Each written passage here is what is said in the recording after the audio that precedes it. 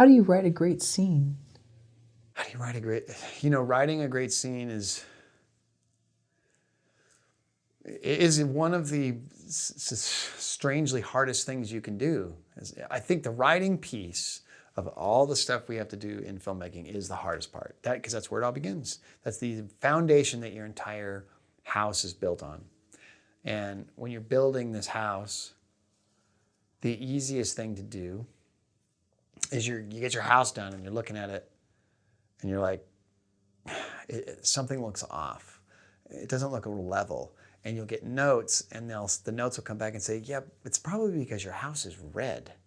If you paint it green, it might not look off. So you'll paint it green and it's still off, but it's because the foundation isn't right. And the foundation of scene work is really amazingly hard to do. Amazingly hard to do. What I've learned, especially over the last few years in depth, is how tricky it is to come up with scenes that work. And I think the best way you can learn this is through watching plays. Plays, now not every filmmaker, but a lot of the filmmakers I talk to, they always say, I just can't write small. I just can't write simple. I get that. Because, I want to go into outer space and fly a ship around and I want a planet to explode. Well, that's great. I do too. But what that can be, it can be the filmmaker waving their arms in front of the camera saying, I don't have a story. So I'm going to distract you with all of these explosions so that you forget the fact that, well, there actually really isn't a very good foundation. The whole house is still leaning to the left because you never figured out how to write a good scene. It comes down to these very simple nuts and bolts. So if you watch a play, you're watching scenes on the most basic level and you're looking at generally one or two or five characters or something talking on a stage and you're pulled in. How are they doing that? What is the magic sauce that's making all that scene work? It reminds me of, and I think that those filmmakers, myself included, if they want to get better at this, don't start by making scenes with explosions. Start by making scenes that are simple.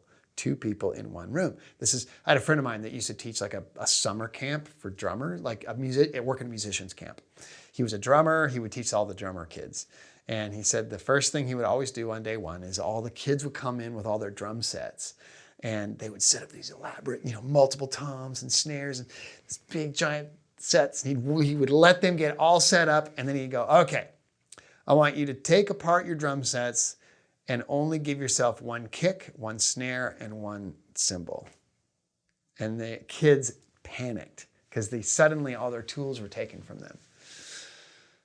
And they had to learn how to get good at making music with just a kick, snare, and ooh, that's tough. Anybody can sound great with two kick drums, but do it with just those three little cymbals. Same with scene work. So how do you make a good scene work? Well, it's so simple, yet it seems to be lost on a vast majority of people. You have to be, the number one thing I think when it comes to scene work is clarity of goals and stakes. Clarity. That means knowing exactly. I just had this is so interesting. I just had a script consultant take a look at one of my scripts. He said to me, because what do you think you're best at in your writing? I said, I think I'm pretty good at writing action. When people read my scripts, they say, the action is like usually really compelling and like, he goes, what do you think you struggle with the most? I said, well, probably like all the things in between, the little connector pieces and the overarching, like sometimes scene work and stuff like that, like exactly what we're talking about. He goes, you know why? You know why they say that? I'm like, no, I don't. He goes, because in action scenes, it's very clear what the character wants. They're trying to win the motorcycle race or whatever, right? So it's super easy to write this compelling action scene because I got to get over the finish line before the other guy does. Very clear goal, Very clear stakes. I don't want to lose the race. So it's a really compelling scene. And he goes, that's why your action scenes are selling better. It's not because you're magical with words. It's because me as an audience member understands what he wants. When it's just husband and wife talking about going shopping, it's just like, because there's just nothing there. So this is super common. And then we hear, to make all this more difficult, we are told, I don't know who tells us this, I don't know where this comes from, but on the nose writing, right, is considered bad writing. Well, what? Why is that considered bad writing? Have you ever wondered that? Why? I don't know who initially said this, but they say that on the nose writing, and when I say on the nose, I mean clarity. What does your character want? And where is he going? What is at stake if he doesn't get it? Well, in order to understand what that is, that means being on the nose and very clear. I really want to get out of this house. Okay. But we're told, there's somehow in our filmmaking society, we're told that on the nose writing is bad. Well, why is that? Who initially said that was a thing? I'm not sure who said it, but in some ways it doesn't let the audience really guess and the relationship unfold. There's no mystery to it. Yeah. You need subtext. Right. Yes, we want this. We want it to be, we want to be so clever about making them figure it out, right? Well, the thing is, I totally get that, because I'm totally wired the same way. Like I want to be more clever about the way to reveal what the character wants. But on the nose writing, what makes it or makes it feel that way, because when you see well done scenes, when you see a scene that just wraps you in and pulls you right along, the writing is pretty on the nose. But they are essentially giving us, what makes things feel on the nose is when, I'll give you an example. You see an action, like a bad action movie. And at the very beginning of the action movie, usually there's a scene like, we got to go in and kill that guy because he killed my sister and I'm going to take revenge on the blah, blah, blah. And it's this long drawn out like setup of, okay, we got to go kill the bad guy because he killed my sister. And it feels really clunky and on the nose. The reason why is because we didn't ask for that information. That's what makes it feel on the nose. As an audience member, you're like, you're handing me all of this stuff I didn't need. But if you hand it to me in a way that makes me go, what is his name? Then reveal it, it's on the nose, but it's when I ask for it. Well, what is it about this guy that bothers him? What grievance did this villain do that makes it so bad? Oh, killed his sister. You're revealing it at the right time. That is a real trick when it comes to putting a scene together properly. But where it starts with, I think, not writing in final draft. It starts with very clear outlines and mapping what you want. So, and this is where there's a simple goal and stake. So what I mean by that, if you don't know what that means like, I want to get out of the house. But the thing that's often missed is, what are the stakes of that? What happens if he doesn't get that, or she, right? What happens if I don't get out of the house? Well, if it's just, I'm going to be bored, well, it's going to be really hard for me to get behind that as a story. You have to come up with a way to make that so terrifying if they don't actually get there. If the house is on fire, I'm going to get third-degree burns if I don't get out of the house. Now that's stakes. If the house has ghosts in it, now there's a reason to get out of the house. Like that, you're tying stakes to it. But that's just the beginning, because you also need someone against those stakes and goals, usually with their own stakes and goals attached to them. And if you really want to make a scene work, you got to come up with a way to put those two things against each other. So I want to get out of the house, but character B wants me to go upstairs. That's a conflict.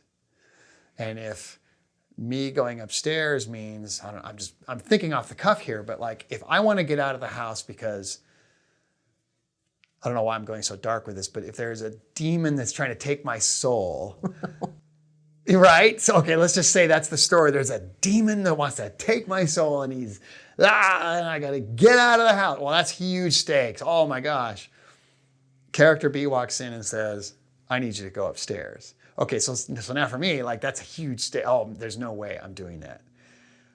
But for them, okay, let's imagine there's a bigger threat outside that the outside person sees. Like maybe there's zombies outside. And if you go outside, you're going to die. So we need everyone to go upstairs. Now you have a conflict. So that's a scene that's two characters that have two different goals and they're running into each other. I need to get out of the house. The other one's going, no, you need to go upstairs. Well, if I stay in the house, my soul's going to get taken by this demon. But if you go outside, you're going to get eaten by the zombies. Well, someone should win, right? That's what makes a compelling conflict. Now, I went way monster movie to horror movie or whatever with that idea, but that is essentially the essence of what makes a great scene. Taking two characters that each have differing goals and aligning them so that they are hitting each other. Probably a better example would be someone needs to get into the bank vault, right? I need to get in there. Okay, I'm writing the scene. I need to come up with a way. That's my goal. I have to get in the bank vault and, I don't know, get my marriage certificate out of I need my marriage certificate. I need to go in there and I need to get it. I'm the only one with a key. You know how it works at the bank. Safe deposit box. Safe deposit box. My marriage certificate's in there. I got the key. It's handcuffed to my wrist. I have to be the one to go in and unlock it. And of course, you've got to have the other, usually it's two people that unlocks the thing together. You know how it works at the bank. Let's say that's your goal. Okay. That makes sense. Well, how do I make this goal exciting? Well, we need to create someone with opposition. All right. Well, we could put a security guard there. Now, I think most people, when they would write a scene like that, we can make a security guard there that doesn't want to let them in. Okay, so the security guard's there. He doesn't want to let them in the room. And you could just, he's just lazy and he doesn't want to get off his chair and open the door. I think, would you think that that is a scene that could work? And they get in this argument about how he's just lazy and he just likes his chair. He just wants to stay there. Do you think that would be a scene that would work? Only if I discover later that actually he's part of a larger ring that's stolen these marriage certificates and he's selling them on the dark web. True. If you find out later. He seems lazy and he seems innocent enough, but actually no, because your certificate is actually not in there anymore. Oh, that's interesting. Okay. Yeah. And he doesn't want you to know that. So I guess if he's just lazy, I need a good reason why he's lazy. Yeah, right. Okay, so a lot of times you'll see scenes like this where it's like, I need to get in there to get my thing out of the drawer. Well, and the other person just doesn't want to do it. Well, and then they break into this argument. So this is very common. You'll see this kind of scene all the time, and there's two people in this argument. But what's missing there are stakes for both of them, number one. And the security guard has no goal. Like he's just resistance.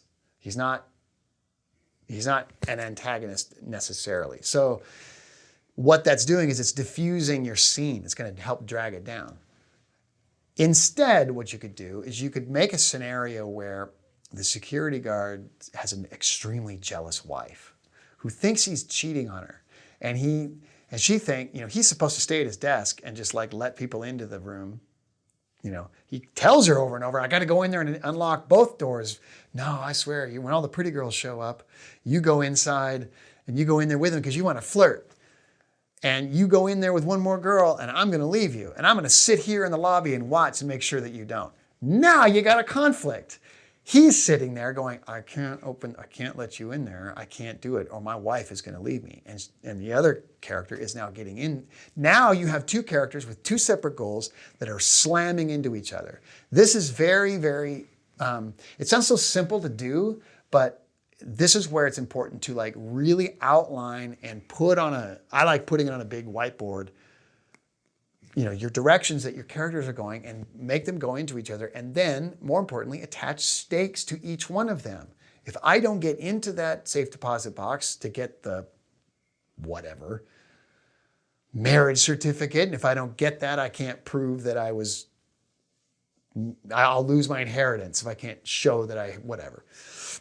Okay, now you have stakes, and then you put the security guard where his marriage is going to fall apart if he lets you in. Great. You can almost feel the tension go up. You can feel it on set too. When you have a scene that has these kinds of things attached to it, the actors relish it. Like they can immediately, you feel it come alive. You can feel it, right? How you can just suddenly, the tension goes up. You haven't even started working on escalations and how you suddenly amp up the tension in a scene like that. Or adding a ticking, it's 4:59 and it closes at 5. We haven't even gotten there yet. It's just two characters with goals. Now it gets a lot easier to really make a scene work. That's where it always begins. That's the initial building blocks. Did you see Come Back to the Five and Dime, Jimmy Dean, the Robert Altman? It's based on a play. It's from 1982 or something. So it's just one room. It's a Woolworth in like Marfa, Texas. And all the characters, it's all women, except for one man, and he's in and out. It's kind of a memory.